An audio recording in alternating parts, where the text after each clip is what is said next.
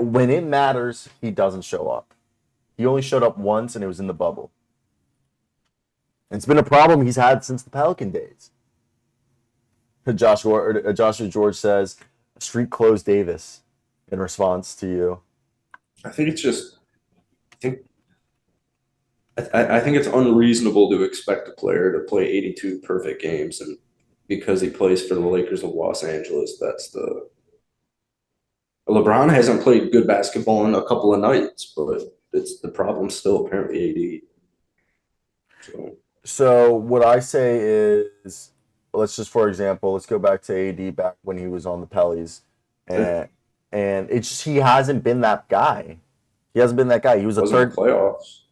I mean, the last couple of years he was with Boogie. They were like just a first round exit. I mean, he was a guy that was like a 30-point scorer. He's not even like the last 2 years he's gone back to being the rebounding machine he was, but like and like he's having a good defensive year this year. For me, I get upset watching Anthony Davis because in the moments that count the biggest, okay, he doesn't necessarily show up, okay?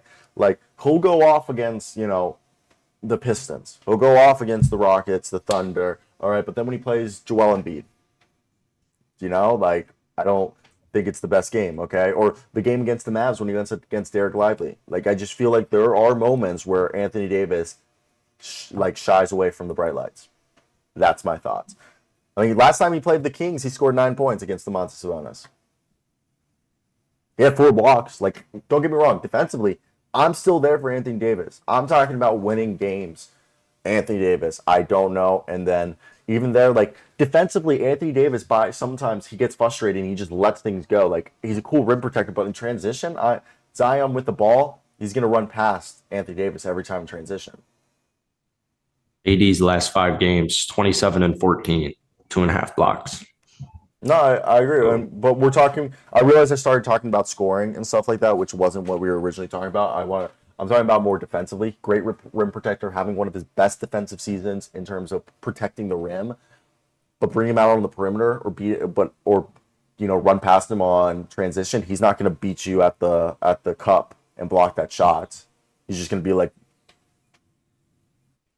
he's a drop coverage big now. I mean, he's doing what Rudy Gobert does at a higher level, like in terms of being able to switch and stuff. But I don't think the Lakers can stop Zion if Zion's having a night, or even Brandon Ingram. Like Brandon Ingram, as much as I love LeBron doesn't try on defense like he used to. So if I had to put money on it, I'm not like I love the Lakers. I don't love the Lakers because I'm more of a Celtics fan, but I love LeBron, and I want LeBron to do good. But I don't think they're gonna. If they play a team like the Pelicans, I think the Pelicans are a difficult matchup for them. Is what I'm getting at. I think they would have an easier time playing the Kings than they would with the Pelicans because they're more evenly matched up. Kings they always lose in overtime to the Kings. What's your thoughts, Henry? I think your AD concerns are slightly overblown. I get what you're saying, how he kind of like inconsistently applies himself at times. That's a great way of and phrasing like it. and he probably will duck the smoke of Zion occasionally, but I think that he's been playing pretty well this year. I just think that Anthony Davis should be so much better than Anthony Davis should be an MVP. Should be the best basketball player every given night. And it doesn't feel what more is he supposed to do than 23, 13, and 3 blocks? What he was doing in fucking. I just don't know what else he's supposed to do. in New Orleans 28-12. I mean, more so it's the 3-point shot and just I don't know, it's just 30 years old. Yeah. Games change. I just think he takes plays off. He takes plays off. Especially I don't know, That's fine. It's an 82 the lack of shot diversity is real. That was supposed to be kind of a part of his game that would grow and be passable this year. And he was supposed to be the 34% 3-point shooter he was for 2-3 years in a row before he came over. He was just below league average at shooting threes, and he was launching a shit ton of them. And which I don't even really want him to do that. And he has been a positive contributor. I know, but that floor spacing with Anthony Davis, he's hitting there. would give LeBron and like the other guys who were like Russell Westbrook. Russell Westbrook would have worked if Anthony Davis could hit threes. I like that take, actually. So, I like that take. like, there have been players who have not worked in Los Angeles since AD has came because AD shrinks the floor. I mean, this is a whole problem that the Lakers have, that they, for some reason, love to take long mid-ranges and love to play post-up basketball for some reason in 2023. Like, they'll go into phases where they're like, yeah, just give AD, he's just going to post up. And then you'll get other moments where you'll be like, oh, LeBron's just going to take 2 dribbles inside and then take a long 2 above the break, the free throw line break, you know? And you'll just be like, okay, all right, that's great. That was such an efficient shot, guys. Let's just back down. Let's just. I think he's just. I don't like how the media treats or AD. He gets made. Oh, these players would have worked if he could hit threes. Well, their own team should be able to hit threes. They're dead last in makes and attempts, and they're second to last in percentage. Like, so is that also AD's fault? I mean, that's partially. The answer is no. But like here, Joshua George said a great job. I mean, Rocket News, Chris says Zion will probably play bully ball. Then Joshua George says New Orleans, Anthony Davis, hell yeah, or Bubble Davis. I feel like Anthony Davis doesn't play as aggressive as he used to. Which I think that's a good take. I think because he's a 30-year-old man playing. You're acting like 30's old. It's still a factor. 60 games a night for 12 years. Playoffs every year, being the big man every year. Playoffs every game. Not every year.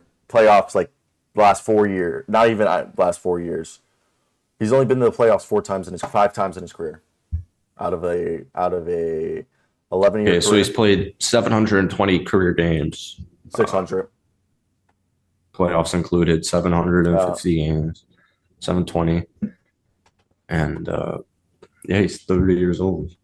But his age shouldn't be a factor in how we're trying to objectively judge the Lakers and their ability to win games right now. Like his age is 38. His age is face value. Yeah, I mean, also your prime is supposed to go till you're 32 or 34. Your prime is 28 to 32, 34. That's. I will just preface with, I think if you try to compare any player to LeBron James, you will be disappointed. Okay, I'll give another DeMar DeRozan or like Chris Paul, Draymond. Like, I can give you half the league that are older than him and play still more aggressive and have had like equal injury problems. You as a Lakers fan have to see the times where AD is extremely aggressive and then other times where he isn't. Yeah, and what I'm saying is in game 18 against the Detroit Pistons, I don't need him to go hard all minutes he's on the floor every single possession. So would you say, though, that he has been locked in, very consistently applied throughout this season? Yeah.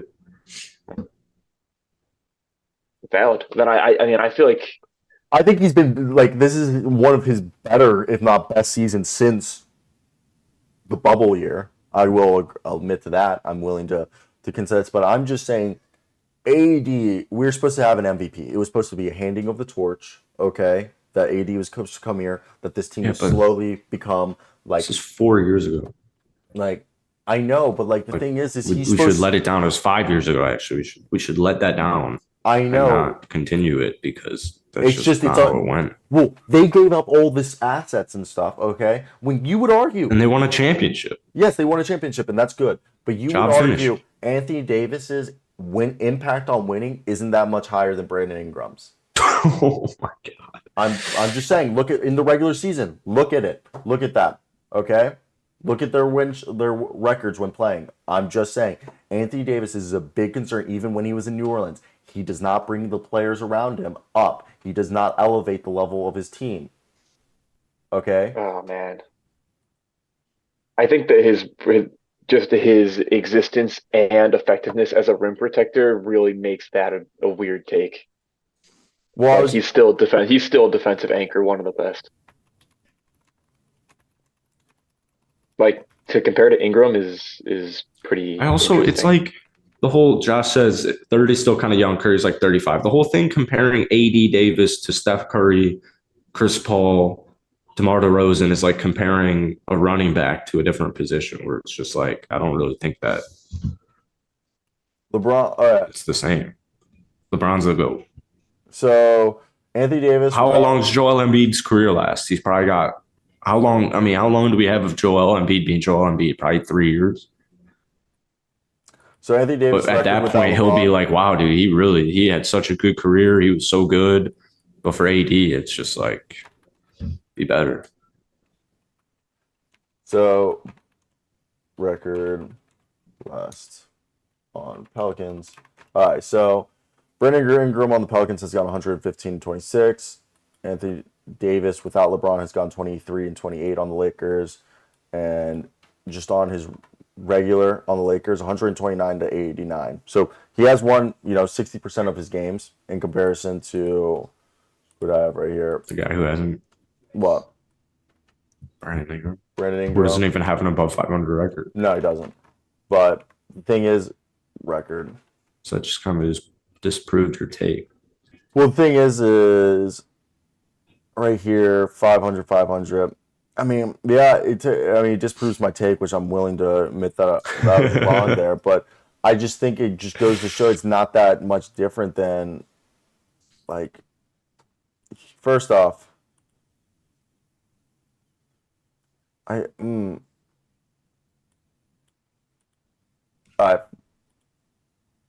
basically AD though without LeBron is a losing player. Though this shows he's a 45% winner without LeBron ever in his career, either on the Lakers or in general. Is what I don't know what that does for me. I'm just saying I don't think AD.